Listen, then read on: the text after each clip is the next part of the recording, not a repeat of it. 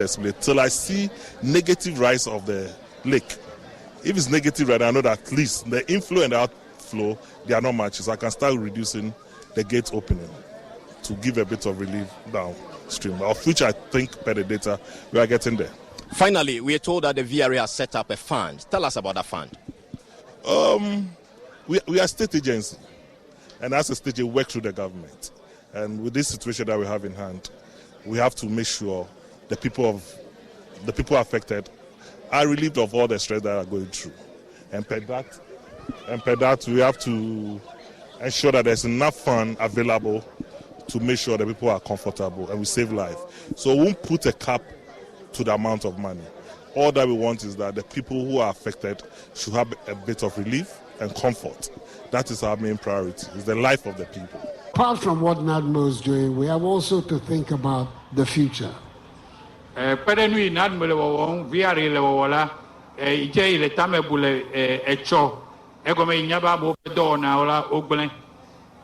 aware that you are farming people. The people who are farming on the banks of the rivers. River banks that have overflown and destroyed many of the farms. So one of the things that the Ministry of Agriculture, the Ministry of Finance, and the Office of the President is going to be working with the District Assembly is to decide exactly the nature of the support. The water has gone away to enable you to do the farm. I have a Minister of Finance, Minister of Agri, President of Office, Wajadodo Gome, Benjamin Chie, Kejola, Nukamia Wako, Pere Agredelau, Pere Akpailau. That's why I'm saying that the committee is working in several phases. One, immediate. Committee in several phases. Veton. Egbanto nyebe nukemiao be America back be machimo. And then tomorrow. Albe But I want you to know that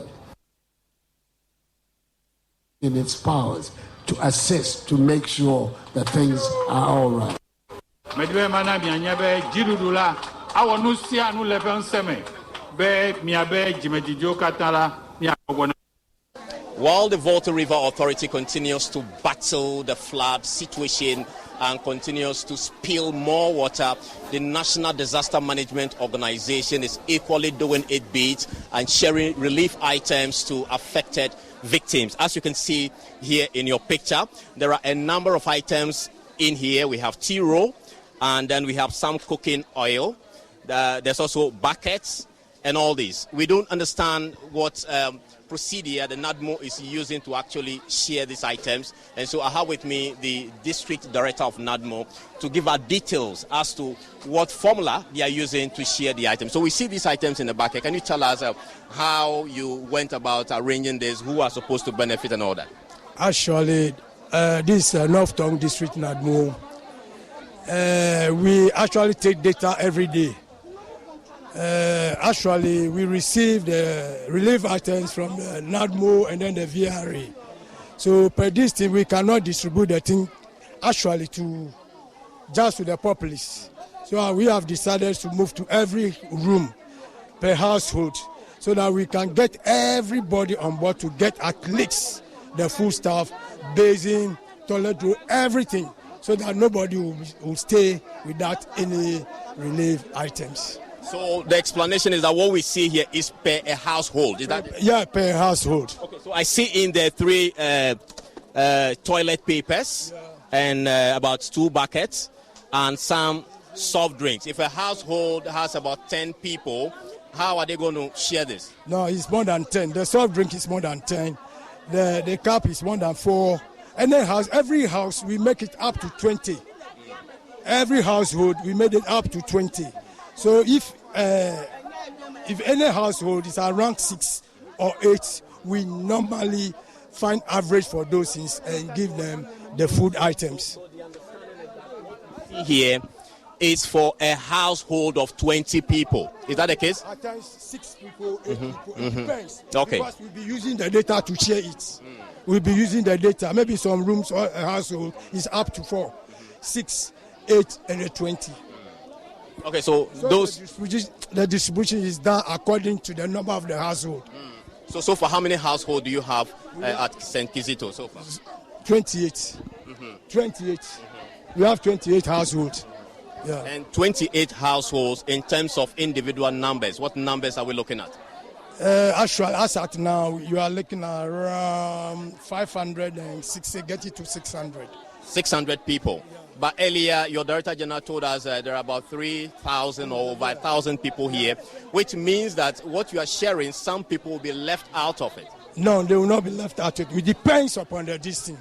Actually, first is 3,000 going there. But people, as at now, they are decreasing.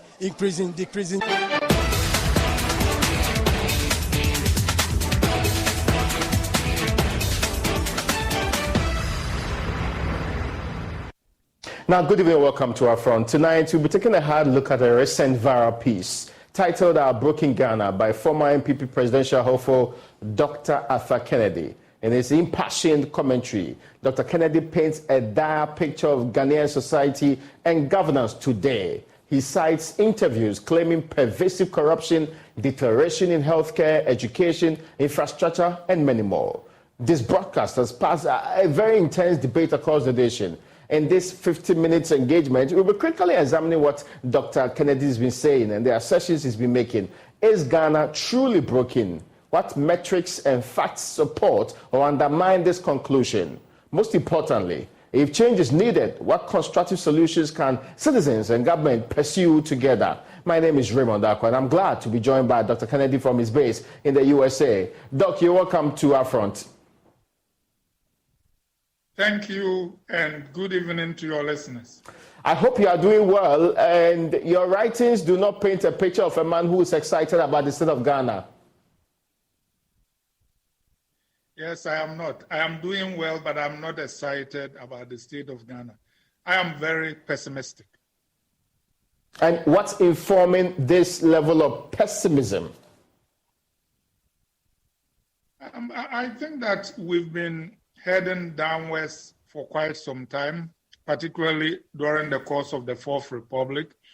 And it seems that even the institutions that used to work under the first government of the Fourth Republic under Rawlings are being undermined. I think that even though it's a downward trend, the government of Nana Addo Dankwa Akufo-Addo has accelerated this deterioration in our body politic and in our country at large. A lot of institutions that were respected and considered independent have been undermined. He removed the head of the EC and a few of the other people there. The Supreme Court has been packed. He has sent the Auditor General on leave that has been found to be unconstitutional. The economic management has been very bad. We are being engulfed by galamsey left and right. So I think that it is very difficult to see anything that makes one optimistic. But I think that from my point of view, the defining characteristic of a declining state and of this government is corruption and nepotism. I'll be coming to that detail, but there's a question that, especially mindful of your history and what has happened to you prior to the Fourth Republic, are you not being quite uncharitable? Because at least the period where some of you suffered so much harm appears to be over, isn't it? I don't know which period you are talking about, but then we were young men, so we were hopeful about the future. But today, honestly, I think of people like Lance Corporal Halidu Jiwa and Chremejan, who gave their lives, as well as people who spent the best years of their lives in exile. Somebody like Captain Bendua, who was the chief of staff to the army chief of staff on his way to being a general and a comfortable career, when he stood up for democracy and ended up going into exile and his career was ruined. Same thing happened to people like Captain Kofi and a lot of young soldiers. And it seems maybe unintendedly or without intention, we seem to punish those who do good things for Ghana.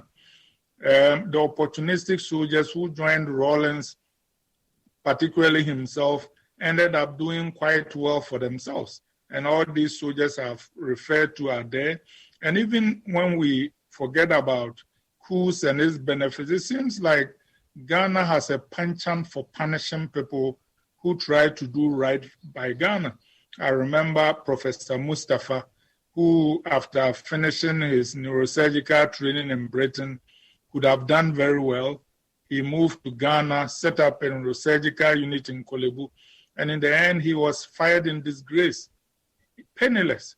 And people like Professor Hiaji, and actually a lot of young doctors used to talk about the Mustafa Hiaji syndrome.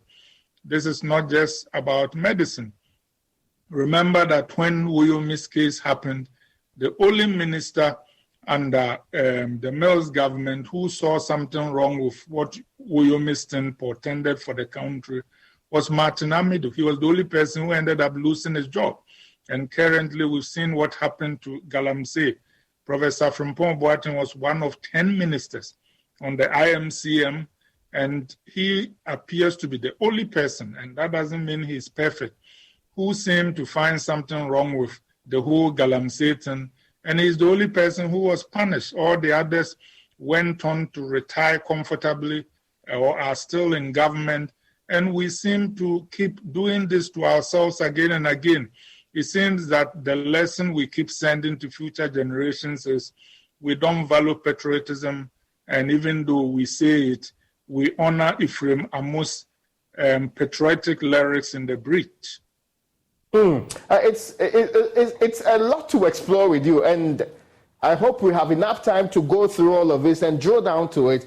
But let me start with what you state here. You state that Ghana is being destroyed before our own eyes, and there's been a deterioration in every aspect of life.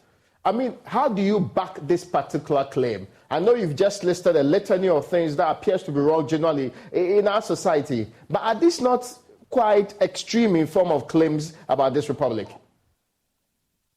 Well, the evidence is before your very eyes. People are drinking tea water. You know, pregnant women are being brought up in an environment where the water they drink is not clean, filled with mercury and other things. Our children are studying under trees. So these things are there, and former President Mahama underlined some of them in the African Watch interview that I referred to. Professor Frimpong Boateng has talked about some of them. We are going to the IMF for the 17th time in our nation's history. Everybody is demoralized. The MPP, which used to be perhaps the best political party in sub-Saharan Africa, is in tatters now. Nobody has hope that the MDC will give us a viable alternative. A lot of Ghanaians are really demoralized. And it is all over. You know, you look at corruption, it is out of here. You look at jobs. A lot of Ghanaians, you know, when you talk to them, young men and women, see their future outside Ghana, not in Ghana, because they do not think that the politicians are running the place in a way that will give them hope for their future. Now, I want us to take it sector by sector. You have measured a lot on corruption, and you are relying on the very claims of Professor Frimpong Boateng and Mr. Mahama. But if the Transparency International's report is anything to go by, our score has been merely constant for the last 2 or 3 years.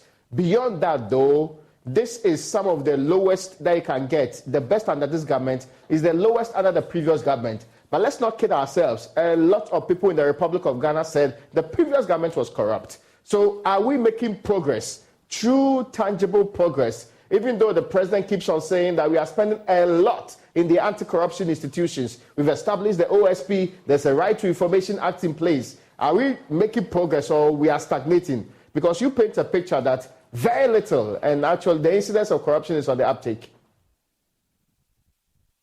We are not only not making progress, we are regressing. You see, a corrupt state, to those who don't understand, the purpose of our politics has become the organized, systematic, beautiful transfer of public resources into private hands. That's all what is happening. When you see things like, we've formed a new body, OSP. The OSP, if we're going to fight corruption and somebody, a special prosecutor, will do a good job, why not make him Attorney General? The problem is not forming new institutions. It is in our hearts. The president's body language, his temperament and his attitude is not geared towards fighting corruption. And Martin Amidu was right that he's the mother serpent of corruption. Is that not an unfair assessment? No way. It is a very fair assessment. Look at who he appointed as head of Public Procurement Authority. The person who was appointed as head of Public Procurement Authority, to begin with, had ethical challenges under the Kufuor administration. So it was not like people didn't know who he was. But he got the job anyway. Then the president, of course, along the lines you're talking about, says, this time we even have a minister for public procurement. Not only that, we have a board of directors of the Public Procurement Authority. In spite of that, the head of Public Procurement Authority forms a private company on the side that bids for contracts and gets them and sells them on the side. And he did that for years under the very noses of his board of directors and the minister who was supposed to take care of public procurement. And then all what it took was Manasseh Azuri, one journalist, to expose that. So where was the security agencies? Where was the police? Where was the Attorney General's department? Where was anybody? Now, so the idea that this government is interested in fighting corruption is a joke. Everybody knows that is not true. And Professor Frimpong Boateng's claims in the interview that I refer to in my piece is a very solid backing of what I'm talking about. But, Doc, you know that those are claims, untested, unverified, and claims that have not been subjected to the litmus test of a judicial process. Would it be fair to base your assessment partly on even that? Yes, it is. Remember why? Because, one, the professor in the interview produced letters that were exchanged between him and the Minister of Finance. He says that the Minister of Finance wrote to him. He said that he confronted the Minister of Finance. Not only that, he said that contemporaneously, when he found out that they were trying to loot our country of 88 million, he was so shocked that he told the president about it. Until this interview, have you heard the president do anything about it? Nothing. Nothing has come to the public domain about it here.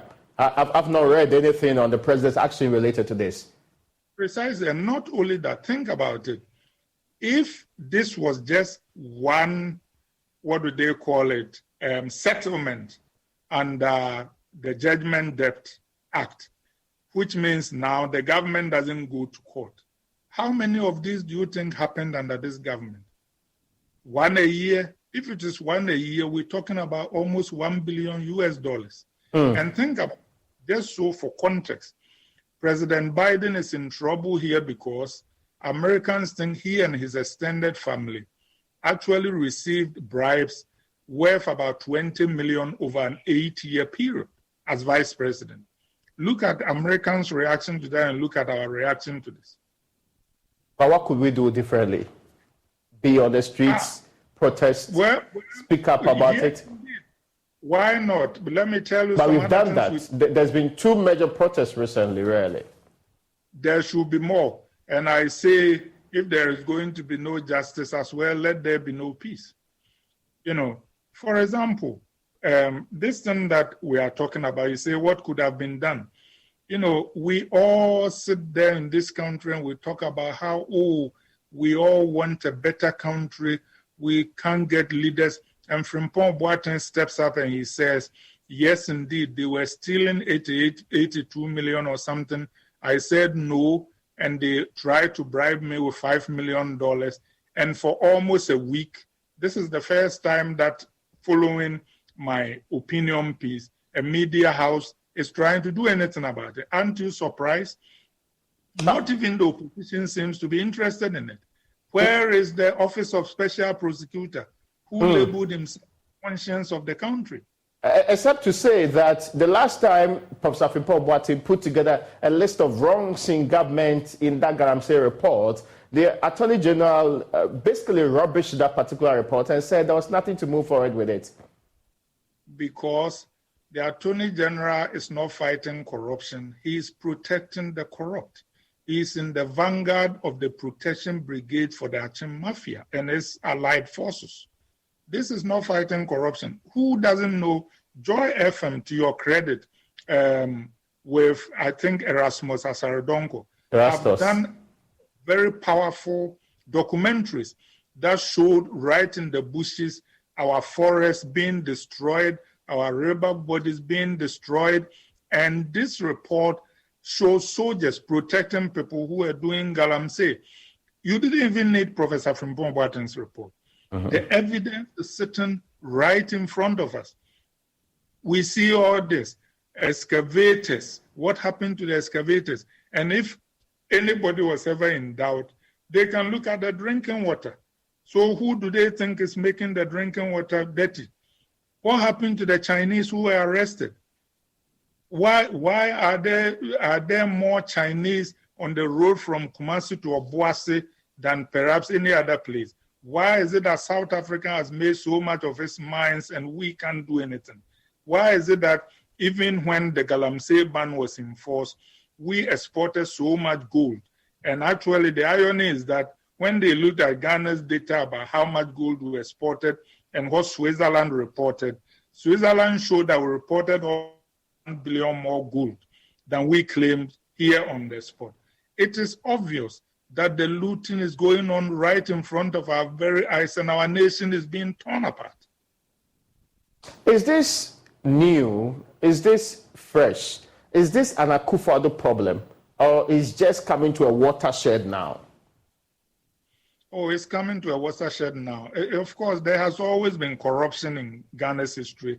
And to those who don't know, actually, the Nkrumah government almost collapsed before independence because of some cocoa marketing money, and Ohinijan had to go to prison for that. So corruption has always been with us.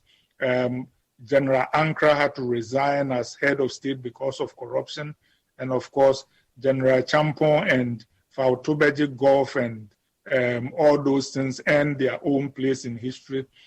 Professor Buzia once said the biggest problem in this country's history is corruption, and he lamented that if he had 5 honest people, he would transform the country. It has always been with us, even there was some under Rawlings.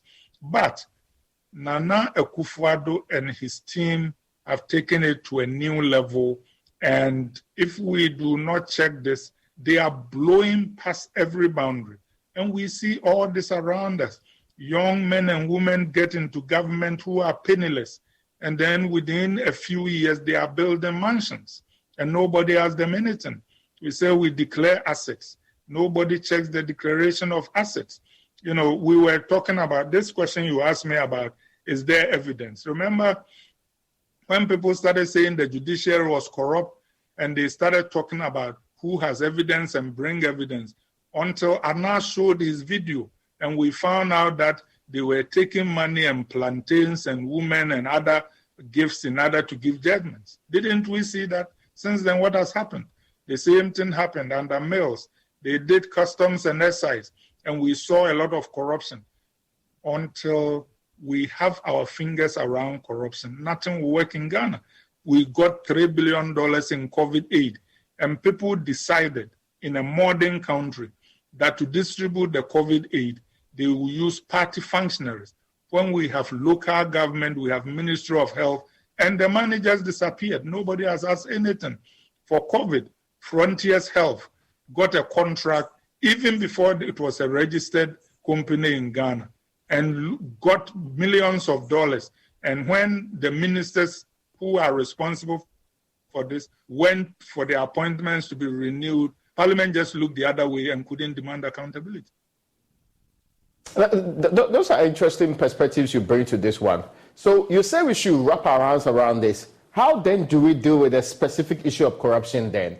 It appears government is not winning the fight, and governments over the years have also not been winning this fight.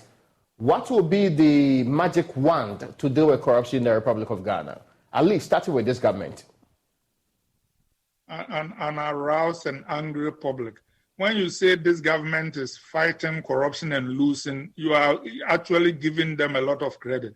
This government is not fighting corruption. It is in the vanguard of corruption. The main source of corruption in our society is the government, because they are supposed to enforce the laws. So for now, there are a lot of places where corruption could be fought. For example, if we woke up when we had an office of special prosecutor who looked to history instead of to the Chebi Mafia for guidance, we would see some things happening.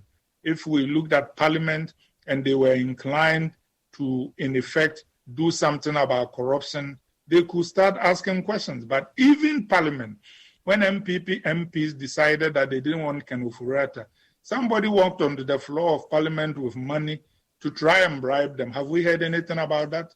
No, there's not been any update on that. They said they were investigating the matter. Of course. They will investigate it till the end of this government. Now I get your... No, you are making an example. Sorry, I think we're losing connection. But, okay, you are making an example. You said they would investigate it to the end of the matter. But I didn't hear the next thing you said after that. And they will do nothing about it. They are just running out the clock. They are not interested in finding the culprits because the people we are relying on to stop the stealing and the thieves are the same people. Sorry, are the same people doing what? The people who are doing the stealing and the people the Ghanaian public is relying on to stop the stealing are the same people. Oh, okay. So that's actually what you meant by that. Now, there is the connective part. You said that an angry society that rises up to it is part of it. But as I referenced earlier, we've had people complaining in this country. We've had people actually going on demonstrations and doing a lot more. You seem to suggest, if we move it a little bit further, that the media, civil society organizations, and religious leaders are staying silent on these issues. Is it possible there are other reasons not captured in your letter for their response or lack of response? Oh, they are staying silent. I mean, after Frimpong Boateng's revelations, during the time of Unigov and others, when I was a student leader, most of the paupers who have thundered with denunciations of the government and the corrupt people. Who did this? Did you hear anything? Did you hear anything said by TUC or professional bodies or anybody? Nobody said anything. But the reason why I keep referring to the public is, remember when the president decided that his wife and the wife of the vice president deserve salaries? They were shamed into returning the money. Angry, aroused public, do something. And I'm also saying that all of us who get up every morning and say, oh, we want honest governments, we want honest leaders.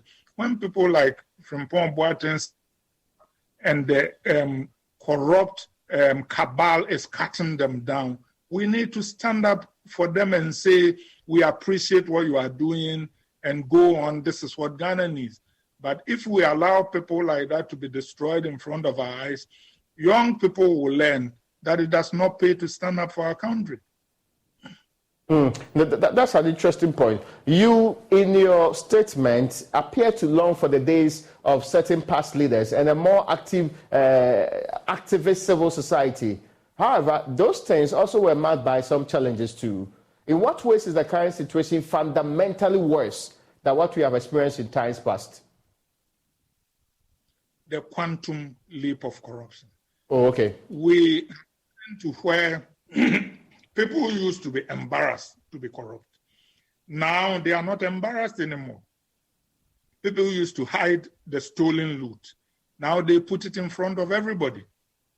It is as if they think there can be no retribution.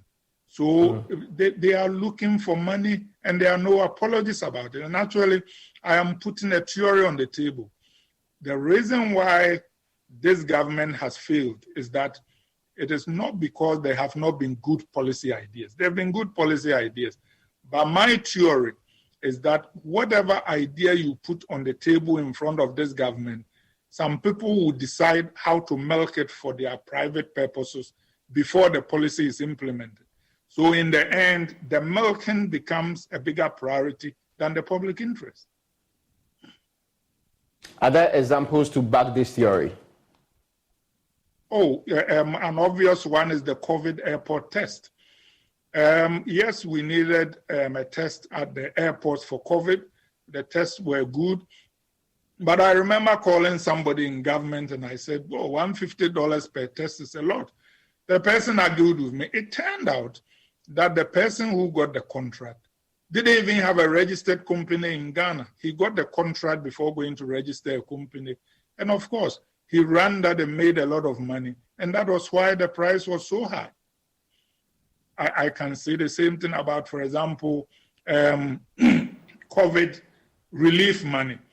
I mean, there are people in the government who are smart enough to know that you do not mitigate COVID by sharing money to party functionaries. They knew that, but they didn't care. They were just going to loot and share the money.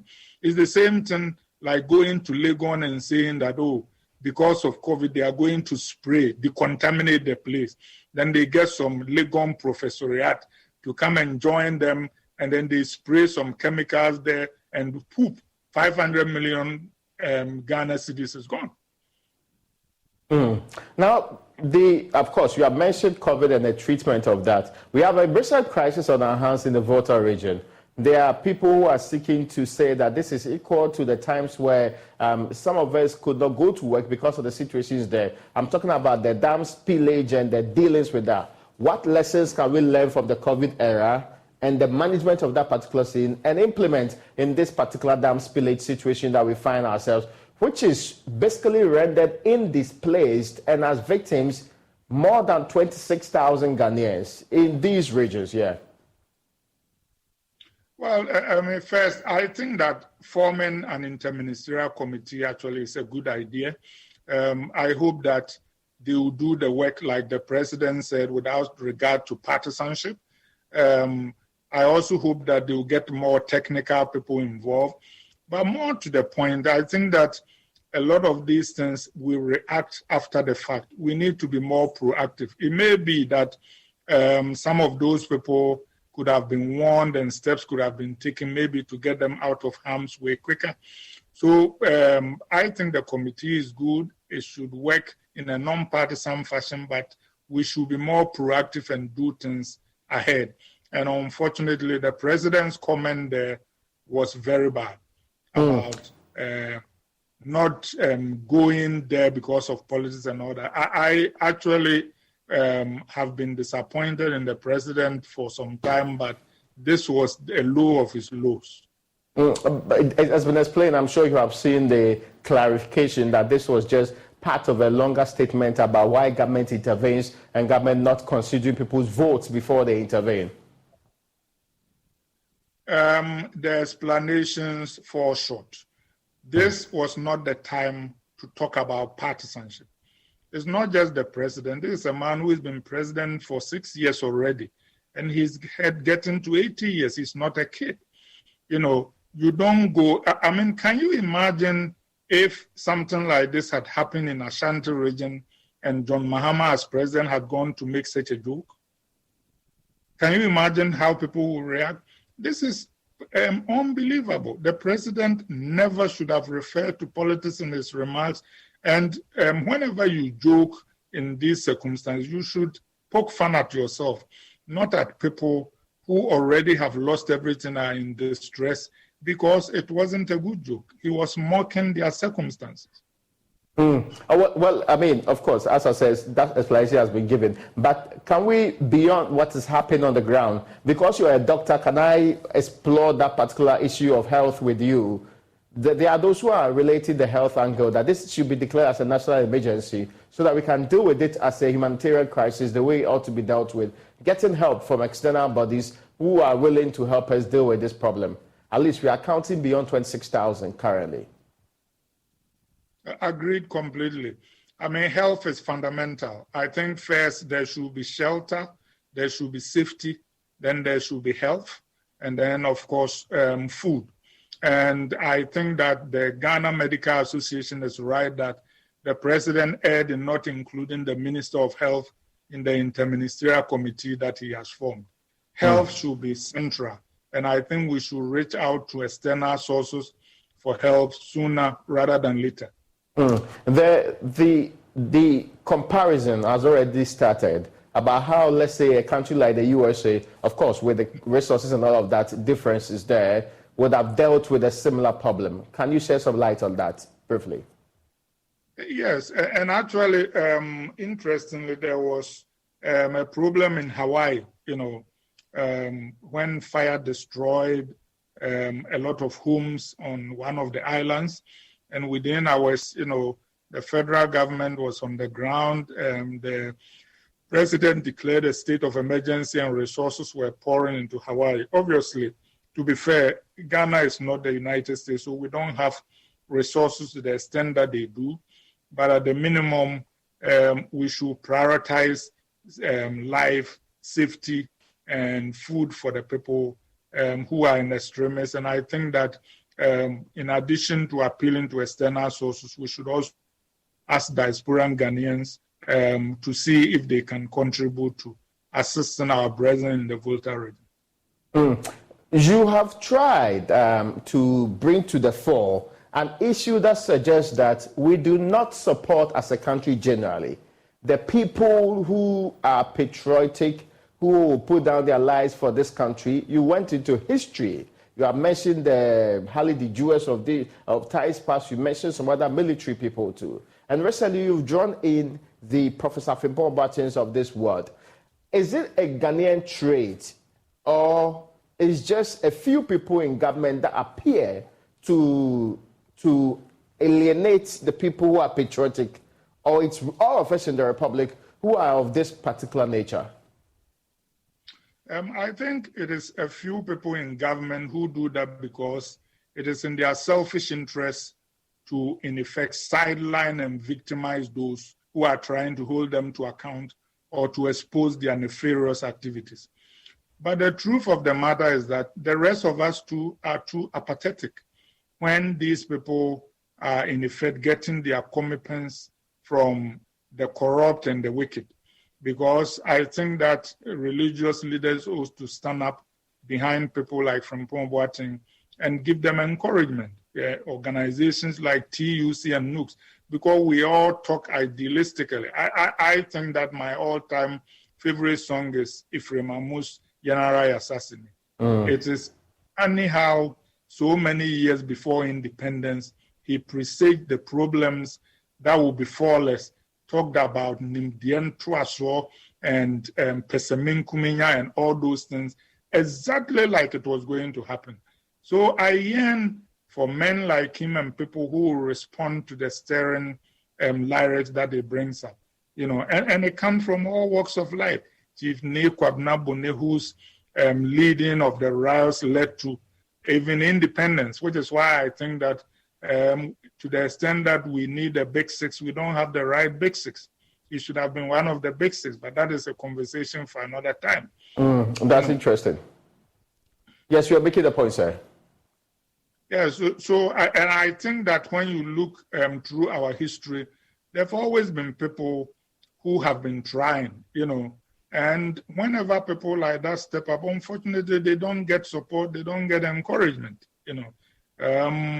The students of Ghana, in the 70s, together with the professional bodies, in the 1980s, what I call the greatest generation of students that I led in our demonstrations, people like in the professional bodies, people like Reverend Samoa Bishop Sapon, these were people who we should have harnessed, There was a time, for example, when newspapers like the Legon Observer were the most influential newspapers in the country, the pioneer. In those days, something like what Frimpong Boatengs disclosed would have made the front page of every newspaper in Yes, you took on the media too. You are of the opinion that the media is part of the silence situation that's supposed to be happening in the country. But is that a reflection of the entirety of the space, or you think it's the majority of the people that are not doing so? Oh, it's the majority. I mean, to say it's the entirety of the space will not be fair. I actually think Joy FM, for example, when we talk about the Galamsey issue, have done some brave documentaries, and I think we should commend them for that. A few other media outlets have done that, For example, Efia Pukua has done some stirring editorials and interviews. So to say that all the media, I have seen or the Samson Ladi do some very good issues in terms of discussion. So to say it is all of the media will be unfair, but it is a majority of the media. And I think the pendulum has shifted. It used to be that there was more in the media who were patriotic and saw their place as beside the silent masses, saw themselves as voices for the masses. And I think these days, too many in the media are more inclined to, in effect, feed themselves than speak for the masses. Really? Yes. Is that a reflection of the general attitude of Ghanaians, or it is a certain level of decay that's really attached the media? Is it to do with ownership? Is it to do with the personal values of the people? Or is just a time that is past and a new period where you can't really find patriotic people serving in any space? A combination of all of them. To be fair, when I was a young man, I used to think that the only danger to free media was oppressive governments. I was very naive.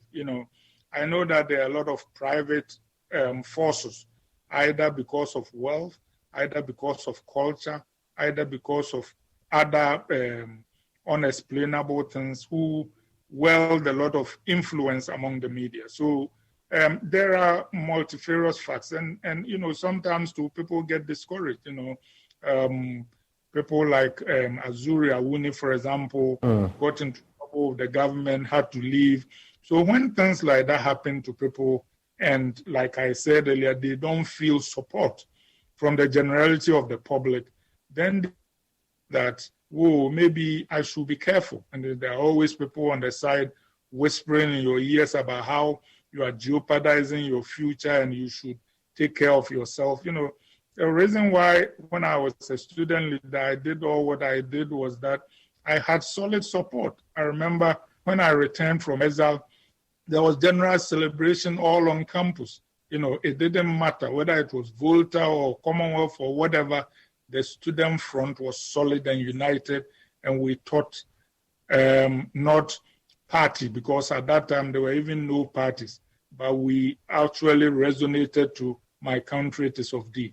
We were patriots, and I think unfortunately it will find that kind of attitude among the ranks of our students today.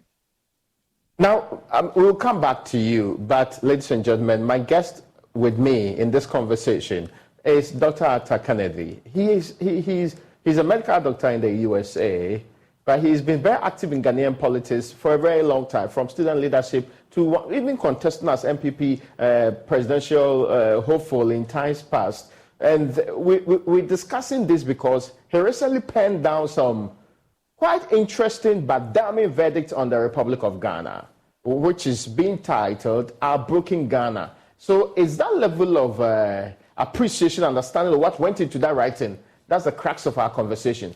After this break, we'll explore further and be asking him to solve the problems that are in this country in a way that we can actually hold him to it too.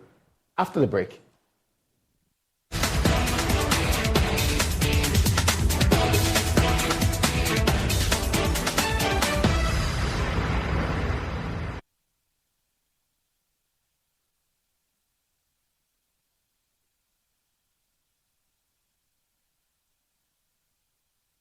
Hello, my name is Abeku Agri Santana. If there's anything that makes my life so easy, it is my bank. I love hanging out with my boys at our usual fufu joint.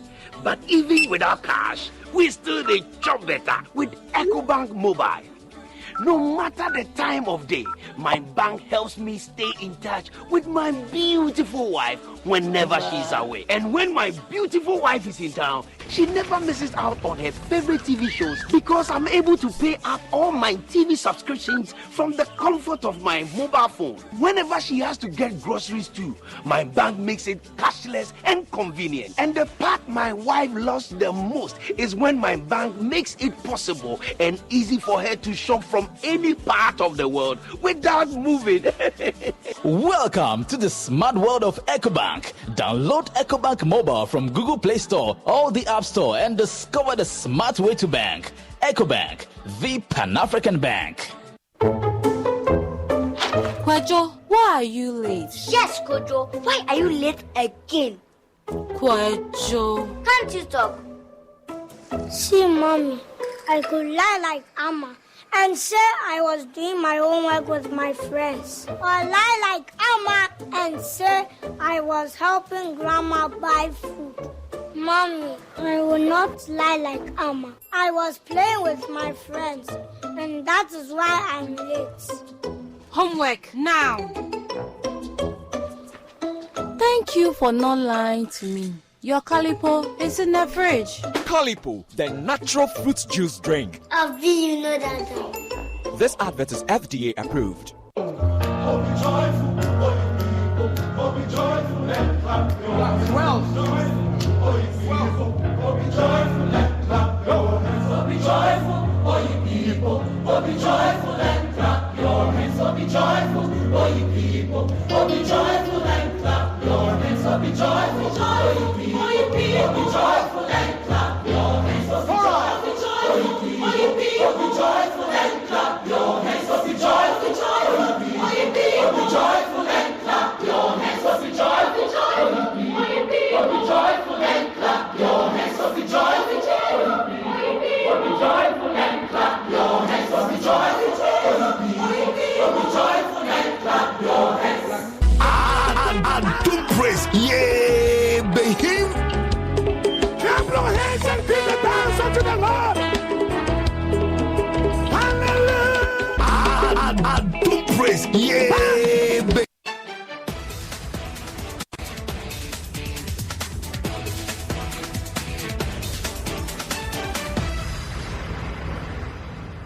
You're welcome back to UpFront. My name is Raymond Akwa. So he recently, and he writes a lot, that's without doubt. He's been an activist for almost all his entire life anyway. I recall his book, Chasing the Elephant into the Bush. He's my guest. And tonight we are taking a hard look at a more recent statement he's written, which has really gone viral. It's titled, Our Broken Ghana, by former MP presidential hopeful Dr. Arthur Kennedy. And in that impassioned commentary, he paints a very dark picture of Ghanaian society and governance today. We've been exploring that. We've been going through what's been happening with corruption in this country, the very things that he thinks we should do to turn the corner, the apparent, if it's not calm or silence on the front of, he considers the media and other people who used to speak up in times past. An area he reminisces a lot about what was happening previously and what is happening now, and why so many people appear to have gone silent on the ills of society today. That's the conversation I'm actually having it with Dr. Kennedy.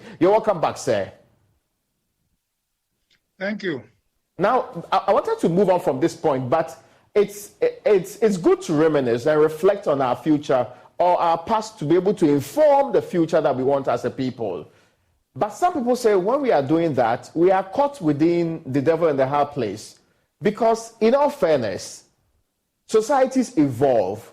Is it your view that this society is not evolving for the better and that with time we have become worse off? Yes, it is my very firm view. People say that we evolve, but when we evolve, we should learn from history. You remember when I said that our problem is not ideas. The models of development are littered all over history, both our own and as well as that of others. People talk about Lee Kuan Yew's from third to first world. There is Mahathir Mohamad, a doctor in the house, transforming Malaysia. There is the park transforming South Korea, and a lot of other places, even in the United States. And so there are models there. I believe that our problem is not the models. We have a crisis not of ideas, but of the spirit, that we are not patriotic enough. We don't think enough. We are not inclusive enough. We don't have people with largeness of spirit. We need, in my view, to have at the table all strands. And actually, I wrote an opinion piece a few weeks before this one that also went viral, and I called it the need for a national movement.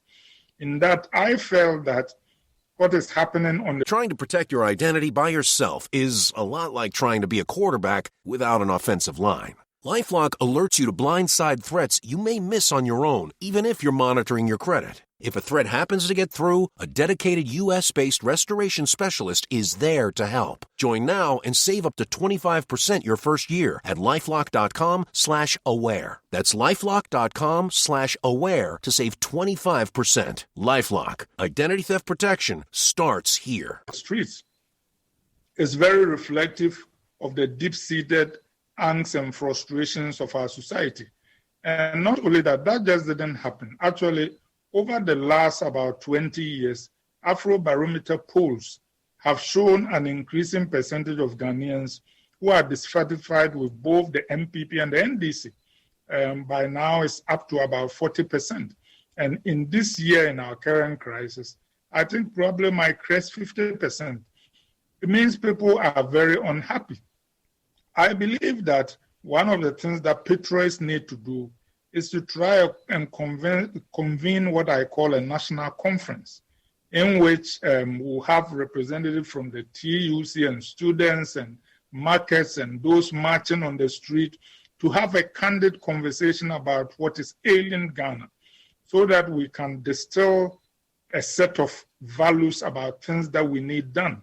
You know, how we can get young people to work, you know, how we can reform our constitution that seemed to have become an obstacle, how we can include diasporans in our national life, how we can reform state institutions, electoral commission, auditor general's department, how we can give parliament its independence from corrupt executive authority. All those things. And when we do those things, it might launch us onto where all of us in our hearts feel Ghana ought to be going. That's interesting. You did actually bring forth other issues. You mentioned education as one of the areas that we are deteriorating. I mean, this is coming on the heels of the President of the Republic of Ghana stating categorically that his government has actually spent more in the area of education. In fact, he moved on to say that under the free SHS program, for example, the passes are way better than what used to be the case in 2016. How come you have a different assessment of the realities of education in the Republic of Ghana than what the president, who says he's privy to all the data, appears to be telling us? You know, money does not necessarily correlate with quality. And the Americans will always tell you that Americans spend more per capita on both education and health than almost any other country, and yet they don't have the best of those systems. So the fact that you throw in money at a problem doesn't mean you are solving it. So let's talk about Ghana's education. I think that fundamentally, we have a foundational problem, we have a mid-level problem, and we have a top-story problem. Our foundational problem is the kids who are going to JSS before they get to SHS. I went to Saito, and I'm proud of that. And I ended up in medical school. These days, it will be very hard for any kid to go to Saito and end up there. One of the hidden crises in this country is that a majority of those who end up going to SHS are from private schools. Why?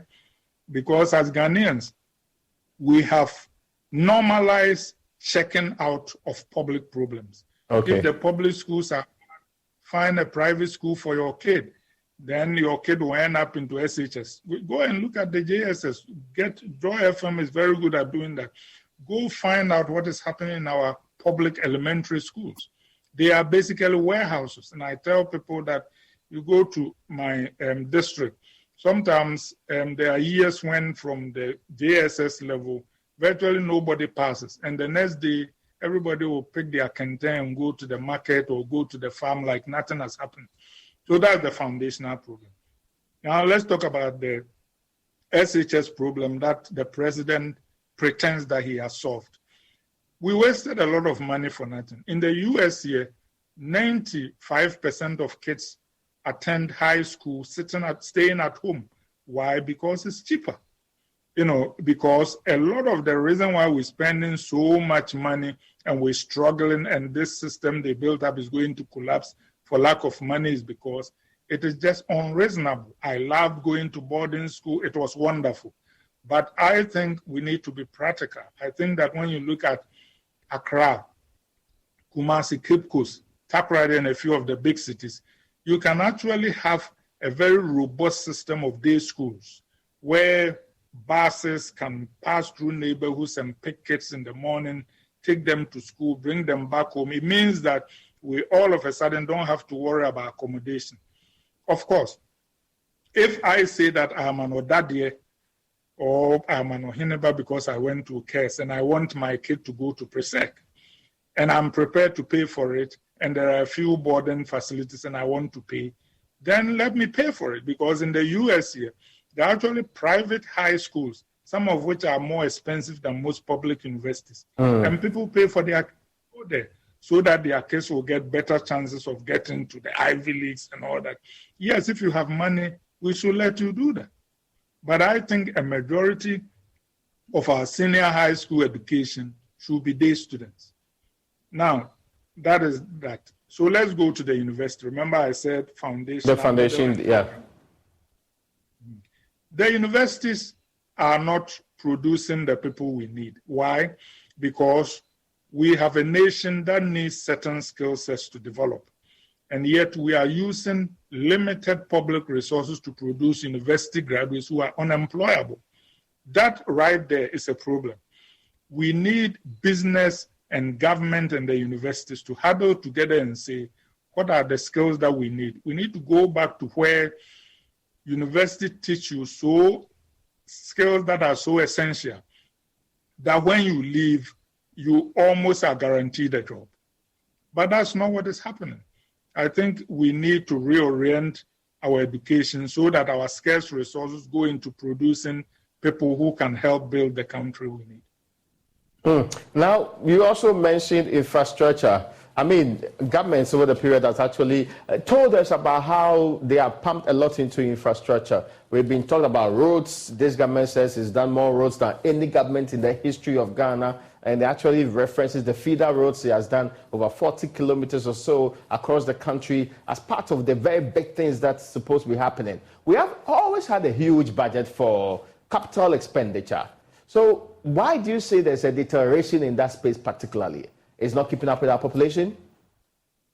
That plus maintenance, plus shoddy work, which can be traced back to corruption.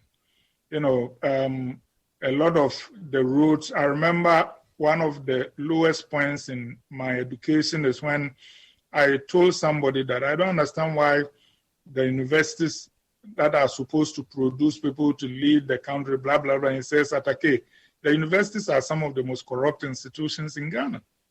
And when he explained to me, I understood him. He took me to go see a building in Cape Coast, built by the university, 2 years old, and it was coming apart because there is no accountability. The people in the university have also learned from larger societal norms, and they too are in the business of loot and share.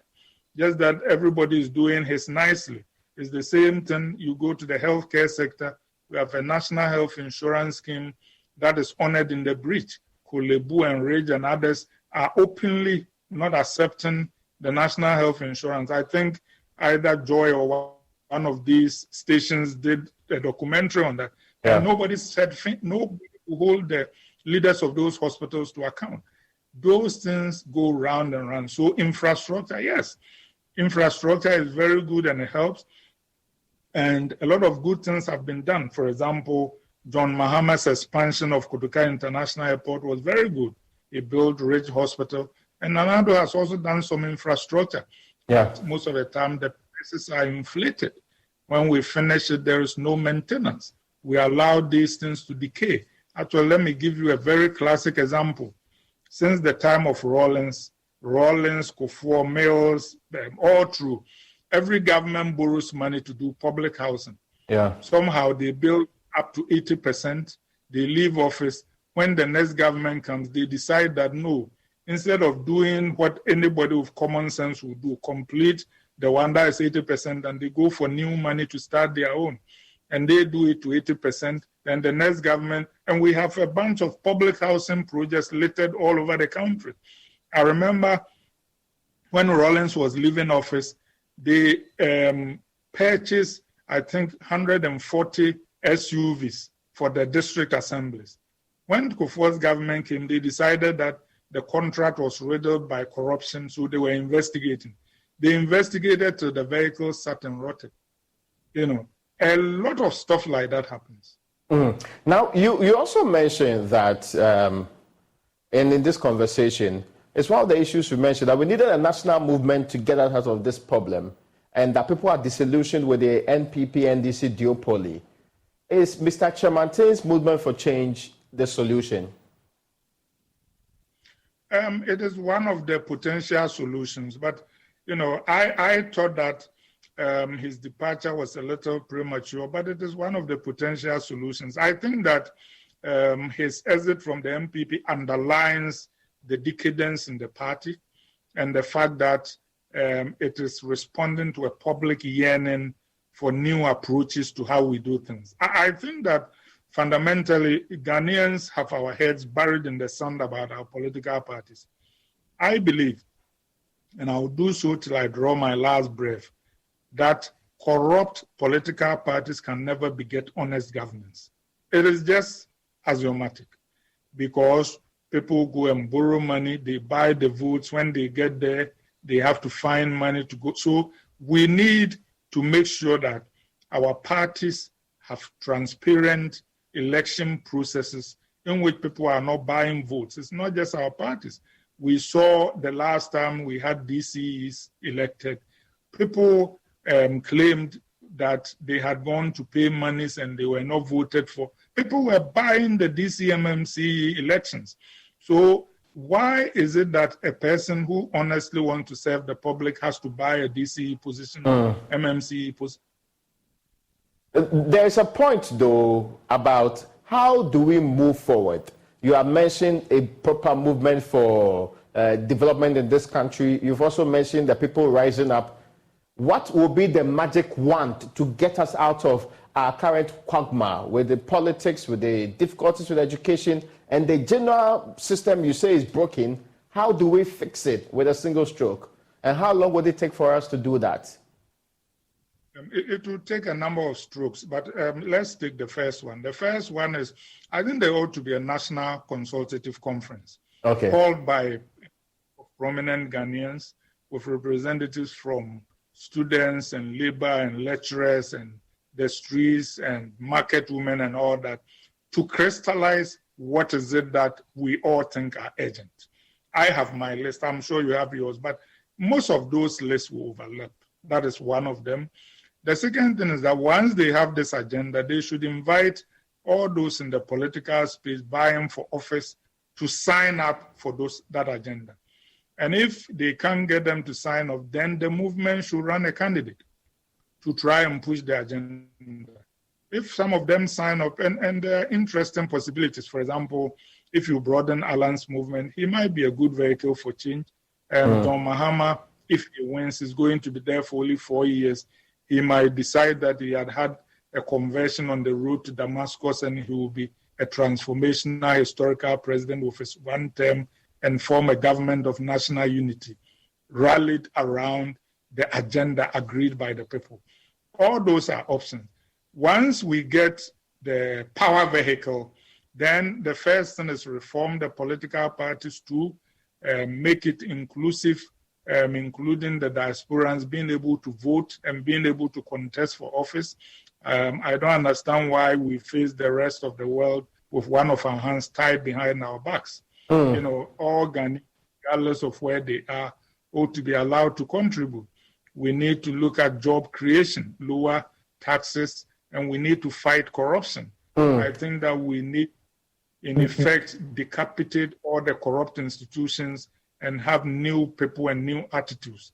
We need to empower the public, and we need altruistic leaders, starting with the president. Doc, there is the presumption, and I mean, this accusation, I'm sure you have to answer to it. Some say some of your verdicts on how this government has run is because right from the time you wrote Chasing the Elephant into the Bush, you have not been a very good fan of the president, Nana Addo Dankwa Akufo-Addo. Is this a personal vendetta? No, it isn't. And actually, those who say that are misinformed. Remember, even as recently as 2016, when people started saying that Nana Akufo-Addo was too old, I wrote an impassioned defense of age in politics and cited him. And if you Google it, you will see that. When they finished the elections and they were saying they were dilly-dallying, I said he had won, let's give it to him. About 2-3 years into his government, when people started asking me, I gave him credit for fixing the Dabon problem. I thought the free SH was a good idea. That was executed wrongly. I thought that African Free Trade Zone was a good idea.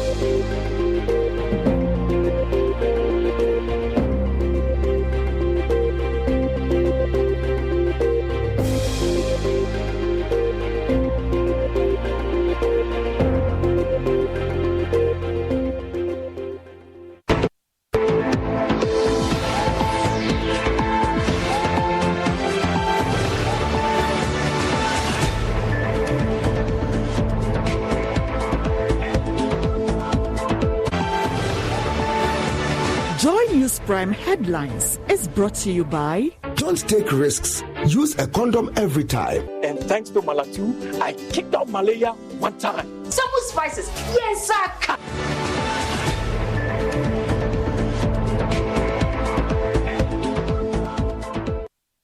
And in our bulletin today, health alert as residents of North and South Tongue in the Volta region resort to using polluted water as the devastation caused by spilled waters leave the taps dry. Highly polluted. They have to come to our aid. We went for a meeting on Sunday, and then the MP suggested we use the Aguhome dam. That one, they will be able to sterilize it.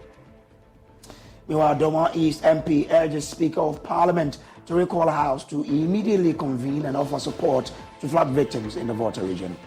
As a parliamentarian, I believe that Parliament will reconvene as soon as possible for us to quickly maybe go there to see things out, and also, if possible, see what we can do to help them in difficult times like this.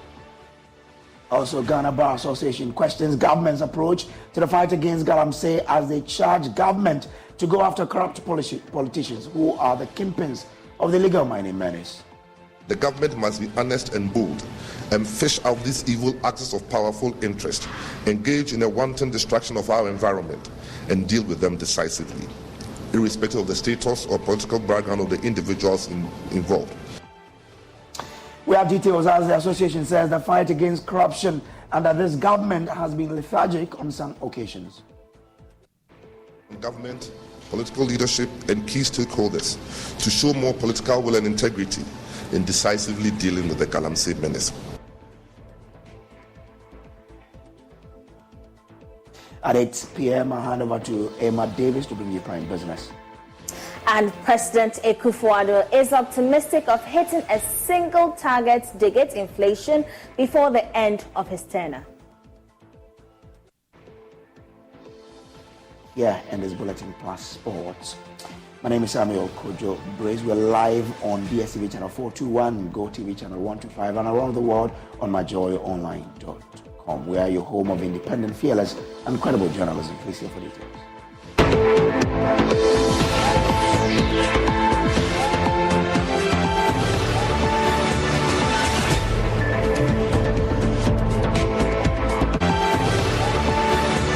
Joy News Prime Headlines was brought to you by Don't take